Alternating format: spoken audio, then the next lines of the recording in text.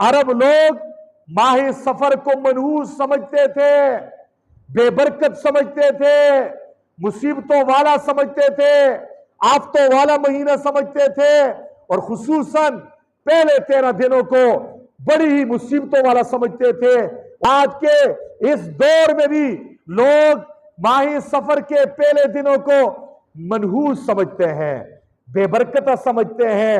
इसमें अपने बच्चों की शादियां नहीं करते, इसमें मंगनियां नहीं करते, इसमें बच्चे का खतना नहीं करते, किसी घर में रिश्ता नहीं बेचते, इसमें नए मकान में मुंतकिल नहीं होते, किसी भी काम को हाथ इस सफर के पहले 13 दिनों में नहीं लगाते।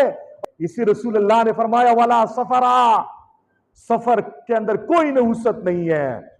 और ये जो लोग कहते हैं 13 दिन बड़े तेजी के हैं, बड़े सख्त हैं, इसमें बड़ी मुसीबतें उतरती हैं, आफतें उतरती हैं, ये जाहिलों की बातें हैं। और हुसूसन ये तसव्वुर औरतों का ज्यादा है, औरतों का ज्यादा है, हमारी माँ बहनों का ज्यादा है।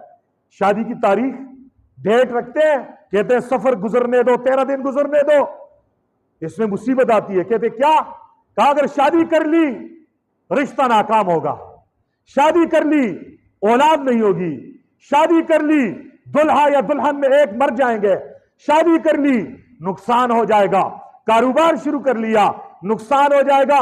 इन जालों की मत मारी गई है, समझते नहीं है। पाक पैगंबर ने फरमाया ला सफरा, सफर के महीने में कोई नहुसत नहीं है। और हजूर ने अपने अमल से भी बताया है, अमल से भी बताया है। हजूर ने इस महीने में, सफर के महीने में खुद शादी की है। अगर इस महीने में शादी करना मनहूस होती, बेबरकती होती, हजूर की बीवियों से ज्यादा बख्त वाली औरतें कौन हैं? हजूर नबी करीम सल्लल्लाहु अलैहि वसल्लम ने हुयई बिन अख्तब की बेटी हजरत सफिया रजी अल्लाह ताला अन्हा के साथ माह सफर में शादी की है, माह सफर में शादी की है। और एक और जुमला बताने लगा हूं, बास सीरत निगार कहते हैं शेर खुदा अली उल मुर्तजा और हजरत फातिमा ज़हरा खातून जन्नत की शादी भी माह सफर में हुई है। माह अली और फातिमा से ज्यादा खुशबख्त जोड़ी दुनिया में है? और क्या हसन और हुसैन जैसी औलाद किसी ने जनी है?